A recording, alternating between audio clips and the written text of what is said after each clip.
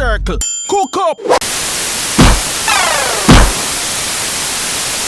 Hey, you, right there. Y'all see it. Watch this video to the end, boy.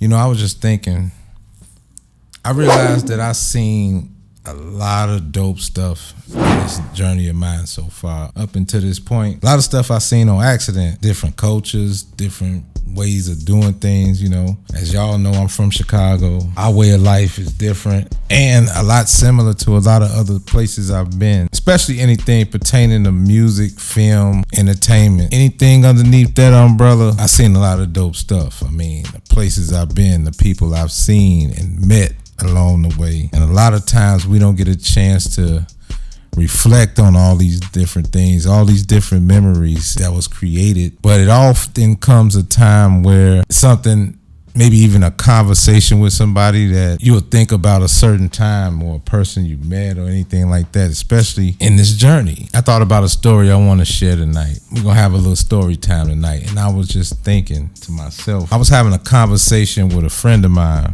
and we were talking about the difference like in the eras and a lot of different things that is not the normal anymore.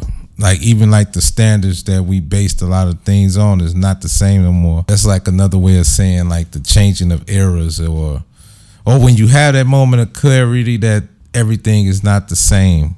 And I think every era went through that. I was just thinking about this story. It reminded me of this story one time. We were talking about a lot of different celebrities, a lot of people we met over the years, and we were just trading war stories going back and forth, back and forth, back and forth. And one of the people, I was like, well, for me, I don't really get starstruck too much when I see a lot of celebrities, singers, rappers, whatever you are. It's only like a certain upper echelon of people that I would even fan out for or even be starstruck of any way, shape, or form, because I'm pretty reserved. I'm pretty laid back because, you know, in my mind, you know, when it comes to fame is one thing, and I get it that we have fanatics, but I also treat people like I would want to be treated. I feel like, you know, y'all just, we breathe and bleed the same, and sometimes when you're a celebrity or athlete or anything like that, a high profile person, the one thing that you want the most that you can't buy is normalcy and wanting to be like a normal person, wanting to be treated like a normal person. So sometimes as celebrities or if you're an athlete or anything like that, some lose themselves in this whole fame thing, you know what I'm saying? And sometimes, you know, as they say, sometimes you don't want to meet your idols. You know what I mean? Like you don't really want to meet your idols sometimes because out of fear that they might be an asshole, fear of, you know, that they're just obnoxious and not so courteous. And you know what I'm saying? It's a fine line we gotta walk because they humans as well. And sometimes, you know, they don't want to sign an autograph. That's not a crime, but this is what you signed up for. So in this case, I want to share a story. It's not one of them type of stories, but this is actually a happy story, especially for me. So when I get a chance to meet somebody that I always wanted to meet, I don't necessarily fan out, but if I do fan out, it's very warranted because it's a select few of people. Some of the people that's on my particular bucket list, a lot of them are no longer here, let's just say. I don't want to say, you know, they're not here in the physical. We'll just leave it there. I mean, I always wanted to meet. Let me give you a couple names. Obviously, I always wanted to meet Michael Jackson. Not only Michael Jackson, but I always wanted to go to one of those concerts too. I don't want to talk about people that's not of my time. Obviously, it's a long list of them, but as far as who I grew up on seeing and watching that's no longer here, like you got James Brown, he was still around. Obviously, Tupac, Biggie. But this particular case, one thing for certain, I always fan out when it comes to our forefathers of hip hop. Just regurgitating the same thing that I talk about a lot. When I started off as an artist, and when you're building yourself up to be an artist, you usually have to be influenced by someone, or if you're an athlete, usually pattern your game after someone or somebody you watched and said, that's what I want to be, or I want to be like that, or I want to play like that, or I want to rap like that, or whatever. And so one of those people for me was Slick Rick. Okay, now for the kids out there, you might not understand what this is, but